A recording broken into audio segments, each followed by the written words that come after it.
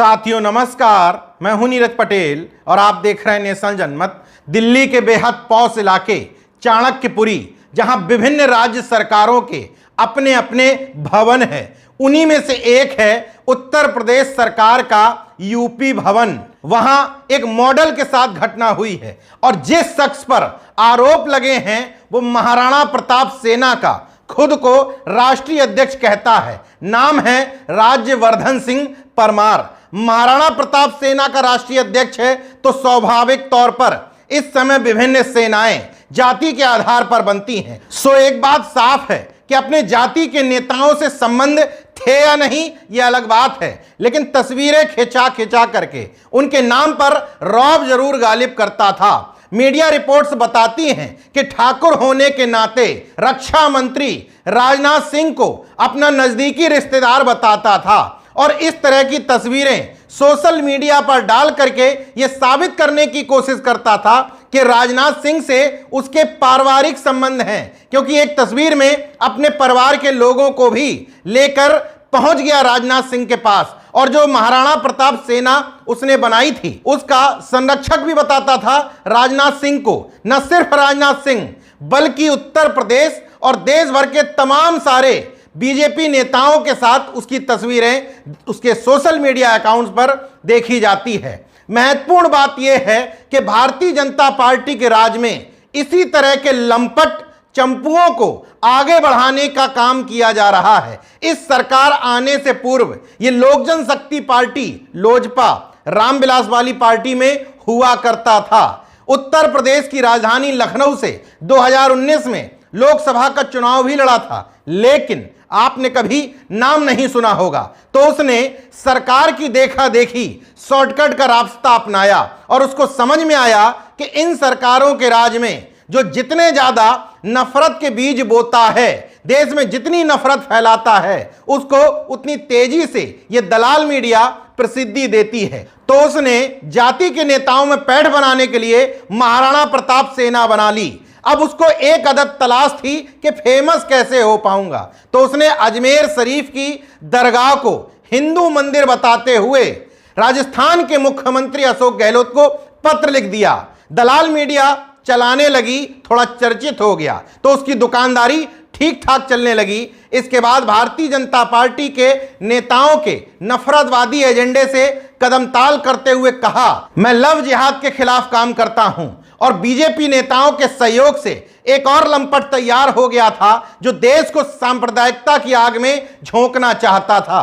अगर ऐसा नहीं होता तो उत्तर प्रदेश के हरदोई का रहने वाला एक सामान्य सा शख्स कैसे दिल्ली पहुंच करके बीजेपी नेताओं के साथ फोटो खिंचवाता है और उन फोटो के दम पर लोगों को बरगलाता है और देश में नफरत के बीज बोने की कोशिश करता है। मौजूदा समय में दिल्ली के विट्ठल भाई हाउस में रहने के लिए उसको पनाह भी मिल जाती है। अब लौटकर खबर की तरफ आते हैं। खबर नवीसों के अनुसार यह घटना 26 मई की है। 12:22 पर यह शख्स एक युवती के साथ यूपी भवन में प्रवेश करता है। कहता है कुछ अधिकारियों के लिए कमरा चाहिए। अधिकारियों का नाम पता नहीं है, लेकिन यूपी भवन के कर्मचारियों से निश्चित तौर पर इसकी सेटिंग रही होगी, वरना यूपी भवन में तय है कि किस कैटेगरी के अधिकारी, नेता या पत्रकारों को कमरे देने हैं। फिर किस हिसाब से इसने यूपी भवन का कमरा नंबर 122 खुलवाया,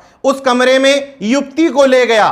खबर बताती है कि तकरीबन 43 मिनट तक उस कमरे में रहा। इसके बाद वो युवती जो खुद को पीड़िता और मॉडल बता रही है, चाणक्यपुरी थाने पहुंचती है और आरोप लगाती है कि राजवर्धन सिंह परमार 2 कद्दावर मंत्रियों राजनाथ सिंह और नितिन गडकरी से मिलवाने के नाम पर उसको यूपी भवन ले गया। कमरा बंद करके उसको धमकी दी कि तुम्हारा कैरियर 1 मिनट में बना और बिगाड़ सकता हूं। इसके बाद उसके साथ यौन शोषण करने की कोशिश की। खैर उस समय तक इस शख्स के बारे में बहुत ज्यादा डिटेल पुलिस के पास नहीं थी।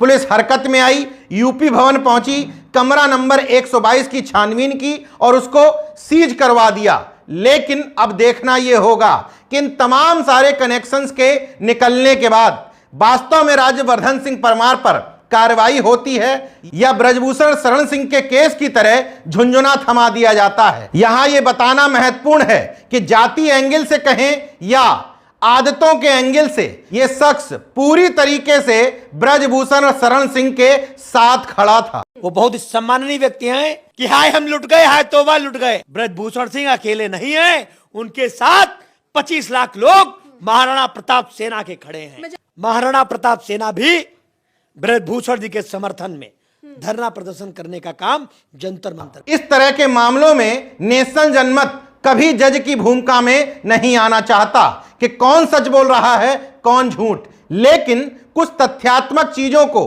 अगर आप देखें तो यह शख्स कह रहा था कि हम दोनों किसी कार्यक्रम में साथ में जा रहे थे, यूपी भवन के बाहर रुक करके महज हमने लस्सी पी और वहां से चले गए। लेकिन पुलिस बता रही है कि सीसीटीवी के अनुसार ये दोनों लोग कमरा नंबर 122 में 2-4 मिनट नहीं 43 मिनट रहे। तो आखिरकार अगर तुम कह रहे हो कि तुम्हें फंसाने की कोशिश की जा रही है तो तुम स्वयं फंसने के लिए यूपी भवन में कमरा क्यों बुक कराते हो, क्यों उस कमरे में जाते हो, दरवाजा बंद करके 43 मिनट रहते हो। आखिरकार बंद कमरे में तुम कौन सी मीटिंग करना चाह रहे थे?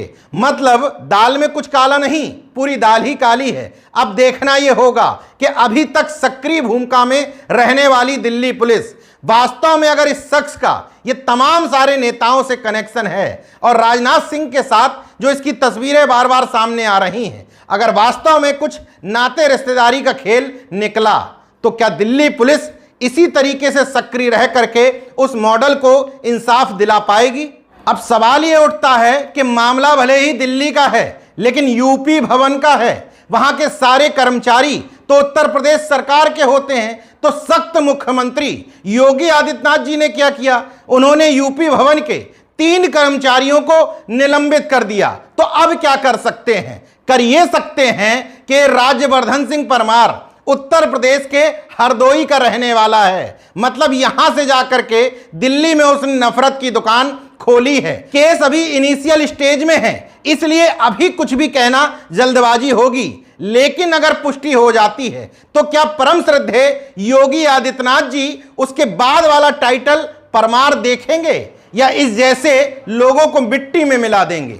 इस पूरे मामले में यौन शोषण हुआ या नहीं ये तो मैं नहीं कह सकता, लेकिन इतना तय है कि भारतीय जनता पार्टी इस तरह के नफरतवादियों को न सिर्फ बाहर से समर्थन दे रही है बल्कि अपनी विचारधारा को बढ़ाने के लिए इस तरह के लंपटों को आगे भी बढ़ा रही है। देखते रहिए नेशनल जनमत, जागरूक और सजग बने रहिए। जय विज्ञान, जय संविधान, जय लोकतंत्र। धन्यवाद।